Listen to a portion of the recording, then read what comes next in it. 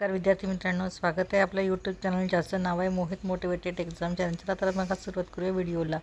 आजमध्ये आपण व्हिडिओमध्ये बघणार आहे CTT आणि TET मध्ये काय फरक आहे तो आज आपण या व्हिडिओमार्फत बघणार आहोत.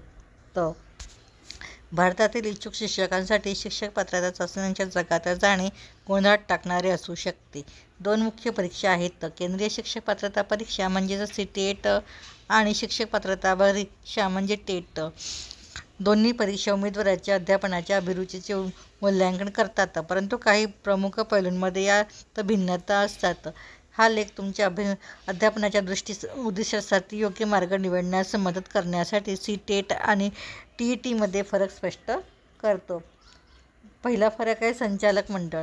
CTET केंद्र सरकारच्या वतीने केंद्रीय माध्यमिक शिक्षण मंडळ म्हणजे CBSE द्वारे आयोजित केले जाते, तर TET ही परीक्षा प्रत्येक राज्य सरकारच्या वैयक्तिक शिक्षण मंडळांद्वारे आयोजित केली जाते.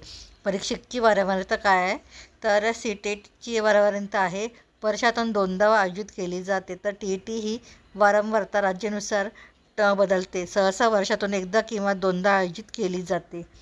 तर पात्रता काय आहे CTET आणि TETसाठी, तर असणारी पात्रता बघू. CTET कमाल वयोमर्यादा नाही, किमान वय 17 वर्षे असणे आवश्यक आहे. TETसाठी TET आयोजित करणाऱ्या विशिष्ट राज्य सरकाराकडून वयोमर्यादा बदलू शकते. परीक्षेचे माध्यम CTET उमेदवार विविध पर्यायांमधून त्यांची पसंतीची भाषा निवडू शकतात. TETमध्ये प्रादेशिक किंवा राज्य भाषेवर लक्ष केंद्रित करते. राज्याच्या भाषेत अस्खलितता असणे अनेकदा अनिवार्य असते. शिकवणाऱ्याच्या नोकऱ्या.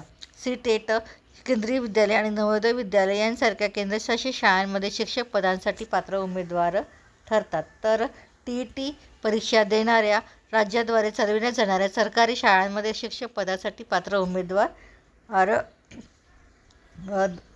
शिकविण्यासाठी नोकरीचं पात्र ठरतात. त्यानंतर आहे प्रमाणपत्र वैधता. CTET आणि TET दोन्ही प्रमाणपत्रे आता आयुष्यभर वैध आहेत. योग्य परीक्षा निवडणे. जर तुम्हाला संपूर्ण भारतातील केंद्रशासित शाळांमध्ये शिकविण्याची इच्छा असेल तर CTET हा एक आदर्श पर्याय आहे. जर तुमचे ध्येय एखाद्या विशिष्ट राज्यातील सरकारी शाळांमध्ये शिकविण्याचे असेल तर त्या राज्यांनी घेतलेली TET परीक्षा असणे आवश्यक आहे. त्याच्या अतिरिक्त बाबी बघूया.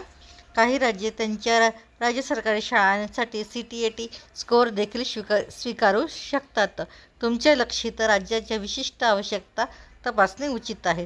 तर CTET आणि TET दोन्ही बालविकास, अध्यापनशास्त्र आणि विषय ज्ञानाशी संबंधित समान संकल्पनांचे मूल्यांकन करतात. तथापि विशिष्ट अभ्यासक्रमातील सामग्री परीक्षेनुसार थोडीशी बदलू देखील शकते.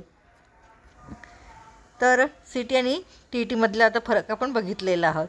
व्हिडिओ आवडल्यास व्हिडिओला लाईक करा, शेअर करा, कमेंट्स करा आणि चॅनलला सबस्क्राईब करायला विसरू नका.